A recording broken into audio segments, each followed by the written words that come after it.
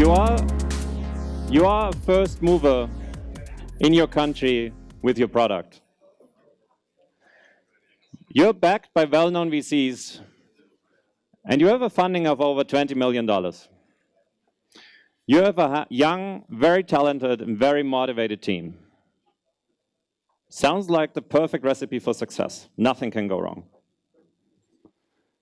Christoph, our next speaker, is the founder of Simfy, a music streaming platform. And they had all that.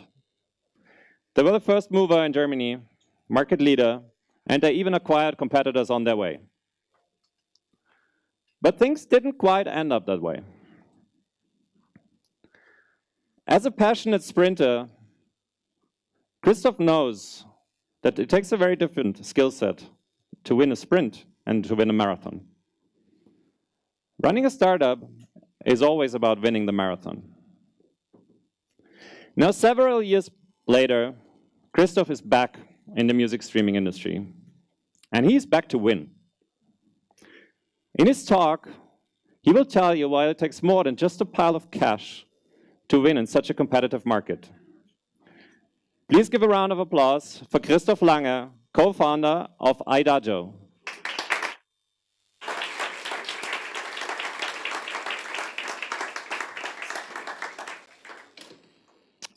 Okay. No intro. Well, thank you, and yeah, welcome. I try to think about something to say about the boat situation, but I'll skip that. I'll just ask a question.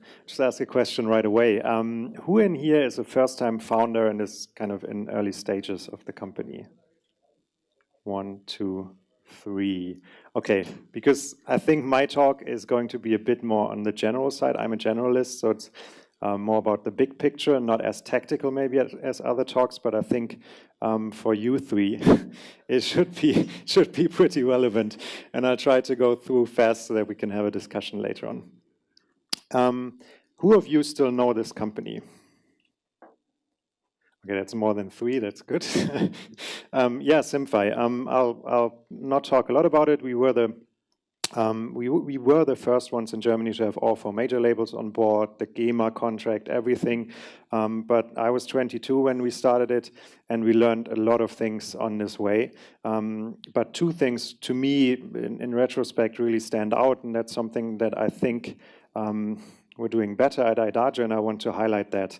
And I think that's particularly relevant if you're starting a business, if you're scaling a business, and if you think about what to do first, what to focus on, because back at Simfy, we were trying to do a lot of things at the same time. Of course, yes, we were quite motivated back then. We put in a lot of hours, but we were doing a lot of things wrong.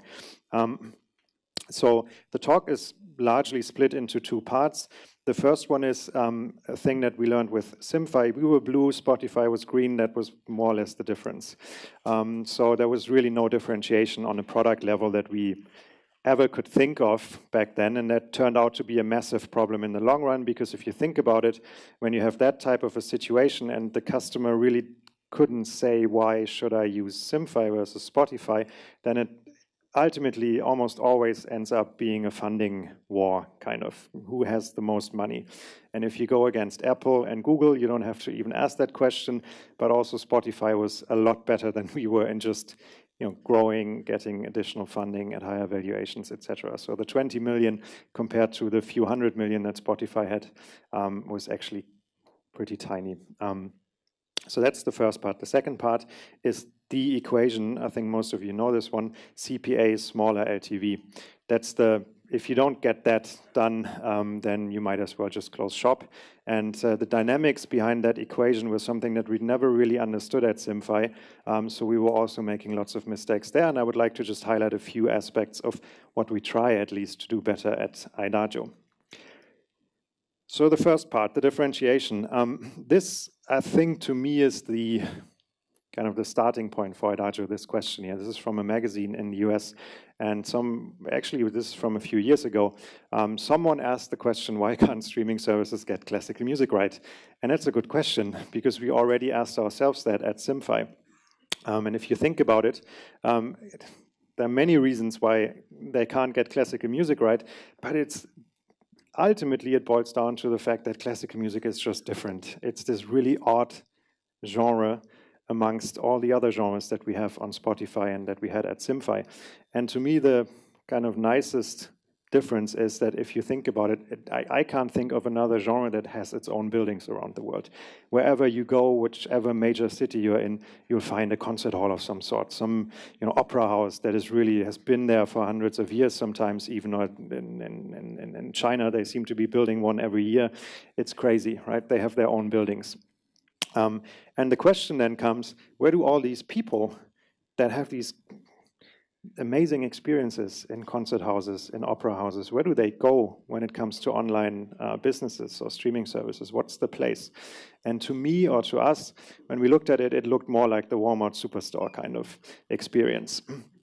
I mean, we all love YouTube. I'm a Spotify subscriber, so no, it's just not their thing, classical music, this art, genre. So YouTube is everything, but well, I won't go into details there. But on the Spotify side,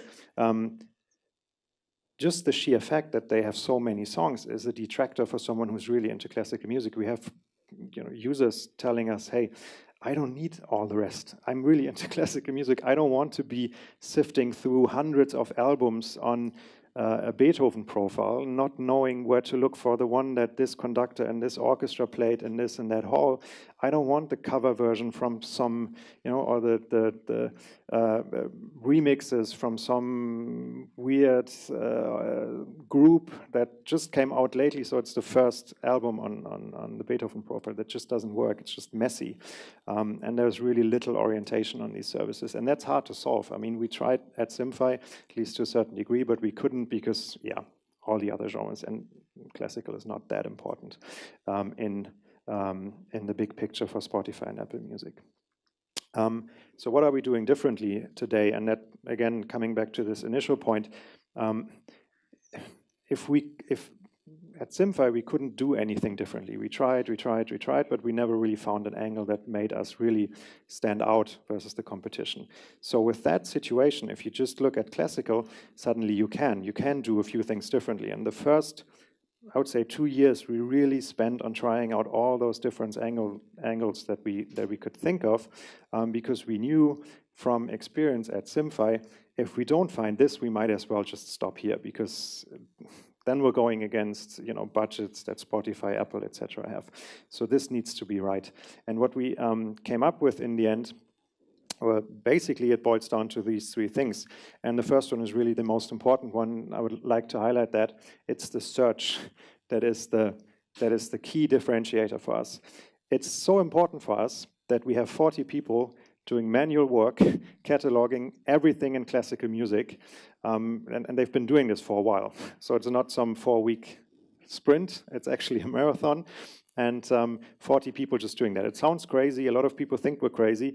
I sometimes think it's a bit over the top, but you need to do this to be able to then, on top of this metadata, if you think about it, you have one Beethoven 5, and then you have all these different recordings. I think we have a few hundred recordings of Beethoven's Fifth with this orchestra, this conductor, this soloist, etc., etc. And all this data, you need to organize it. You need to make sure it's actually correct. You don't get this anywhere.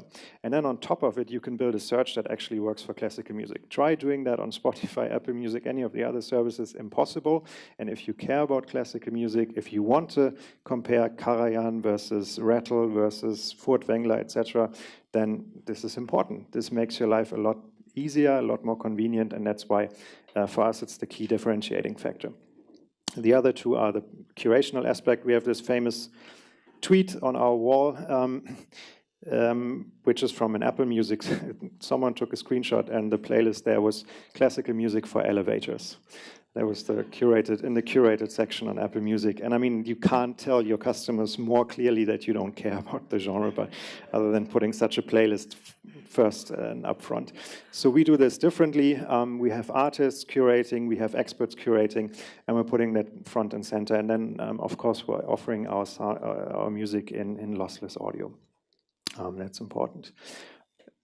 So once we had that, kind of, you will see early on, there are lots of articles on product market fit, but at some point you just know, kind of, you're getting good feedback, your early customers are staying, you have a good retention, etc., etc. So you kind of know, like, this works. This is an angle that people actually see value in versus Spotify or versus the other alternatives. Then we switched to this equation here.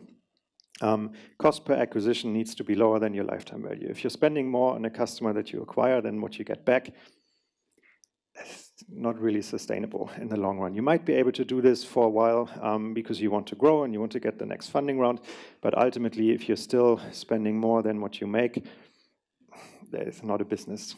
So this equation is really important. At SimFi, we already knew this, but this is almost as far as we got. So we thought, okay, we need to worry about CPA, we need to worry about LTV, so let's just get started. This is important, this is important, this is important, this is important. And then you're a small team, and you focus about basically your entire business, everything from left to right, and you don't get anything really done. You don't get deep in any of these points. So the next important step after acknowledging that this is important is you need to break it down. And I think, at least in IDAGIO's case, it was really important you start with the LTV side first. Because if you have a leaky bucket, it doesn't really matter how cheap or how good you are, how efficient you are in acquiring customers if they all churn, if they don't give margin, or if they don't leave margin rather, then what's the point in acquiring them in the first place? So I would always start with the LTV side of that equation. And for us, with a subscription business, it's the same as on Spotify and the others. Two things matter, basically. It's the churn rate, so how many of our users churn each month, and what's the margin that we're getting from each subscriber per month. The good thing is, I mean, we did this, we focused on it for a year, we really focused on the churn rate because it's also a good indicator of, do you have product market fit? Yes, no. But at some point, we ended up on these, roughly on these metrics here, and that was good enough for us. I mean, you can benchmark this, that's the good thing, you can get benchmark against Spotify, against others, there are certain, there's data available. So below 8% per month and around a 30% gross margin per month and subscriber. So that was good enough for us. But that was the first thing that we did. At SimFi, we basically started everywhere. Yeah, churn rate is important, but CPA, and we need to get better here, we need to get better there. We didn't worry about CPA at all in the first year. We didn't worry about what are we spending there. Let's do a lot of marketing, let's ramp up our channel mix, let's do SEO, etc., etc. All makes perfect sense if you have a team of a few hundred people and you have an established organization. If you're a small team, you need to focus on a few things first, and we focused on the LTV side. Next thing, and that's actually the current phase, and this is probably the closest one to what you would call scaling, is we said, okay, LTV looks good, we know we are differentiating, we have factors on the product side that make us different to all the other alternatives. Now let's worry about how do we get customers into the door. Especially as a product or tech-driven company, this quickly becomes a problem because everybody's worried about the product. We need to make the product better and just build it, and they will come and it will happen, and suddenly this hockey stick growth. That's not the case. You need to break this part down, and you need to be really, really focused on this part. And I'll show some examples. So for us, we're a mobile-driven company. I mean, nowadays, most people listen via their smartphones. I remember talks at SimFi talking to investors who questioned us, will this ever work? People can't use it on the go. We just had Nokia phones back then. That was before the iPhone. It's different now, so CPI, cost per install, is the first part that we worry about. And then secondly, how do we convert someone from an install to a subscription so that we get the lifetime value? Those two things. It's the first kind of layer, the first step when you break it down. And then here, actually, most people that I know, us included, focus on the CPI thing first, right? Because you can easily do this in a way. You can work on your creatives, you can work on your channel mix, you can improve your SEO, you can improve your Facebook campaigns, etc., etc. You see an immediate effect as well. You change something here, you acquire them at a cheaper rate. For us, it actually turned out that the second thing here, the CVR, install to subscriber, is much, much more important. And the reason is in this graph. I know graphs are always a bit difficult to present, so I'll try to make it brief. But we have this problem that when you want to scale your business, you need to spend more on marketing, right? I mean, you go from 50K, I don't know, to 100 and 200 a month, et cetera, et cetera. So what typically happens is, and the red line represents the CPA. What typically happens is you start out with a relatively high CPA because you're not really good at doing your marketing. The CPI is pretty high. Then you get better at it, you improve your creatives, you do better targeting, etc. So it goes down for a while, but then at some point, the more you spend, the further it goes up. And it's actually probably not a linear curve, it's actually more like an actual hockey stick. So boom, there you go. You're now able to acquire a certain amount of customers at a good CPA, but whenever you try to do more, whenever you try to grow more, your CPA goes through the roof and you're like, fuck, what next? So the challenge is, how do I get this curve to the right? Like, how can I spend more at the same CPA or actually even at a lower CPA? And one thing, of course, and that's something that we're doing, is you increase your channel mix, for example. You might have exhausted one channel. You might have, in the initial days, we had 100% of our budget going into Facebook, but then Facebook can only give you so many, so you need to add more channels so that you kind of drive this curve to the right. But for us, much, much more important and much, much more powerful is the conversion rate. If you think about it, if you look at this thing here, what an increase in a conversion rate does very naturally, it moves this curve to the right. It just, you get more subscribers out of every install that you get. So at the same CPI or same cost that you have for each install, you get more subscribers out, so your CPA goes down so you can spend more. It's that dynamic that is really, really powerful. So a year ago, we started really looking at our conversion rate. And it's almost painful to say, it's almost like it's painful. We started at less than 1% from install to subscription. And this is our current funnel. So you install the app, you see the value proposition, you swipe through, nothing fancy, you get a nice video in the background, you sign up, also nothing fancy, Facebook, login, simple stuff. And then we show you, hey, would you like to start your 14-day free trial? If you start your subscription, so we ask for your payment details basically, and then you get your 14 days free and it automatically rolls over into the paid subscription. That's the funnel. We started at less than 1%, and we're now at 18%, roughly 2 weeks ago. And I mean, that is going from, we might as well stop, we just close it down, we've had a good time, to, okay, we can build a business on top of that.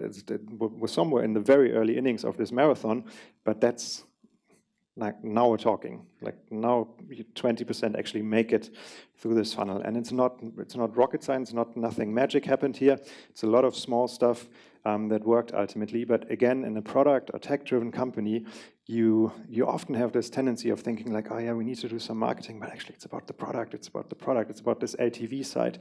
But this is, I mean, this could be anything. This could be pizza. It doesn't have to be, classical music streaming. This funnel is really just, yeah, it's not our core product. We didn't change anything about our core product, but we went from 1% to 18%. The product afterwards that you get is more or less the same.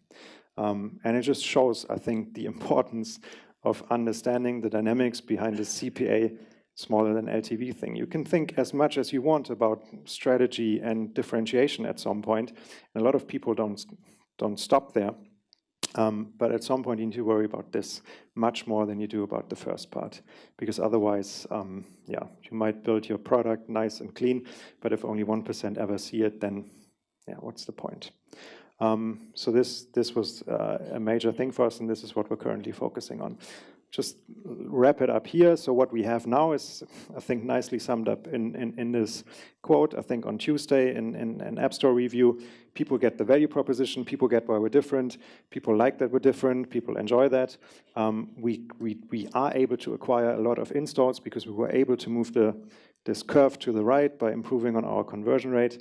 And yeah, let's see what's coming next for us. If you have questions, would like to get in touch, have partnership opportunities, whatever, please email me at cl@idagio.com. We're here in Berlin. also important to say. And yeah, thanks for the undivided attention.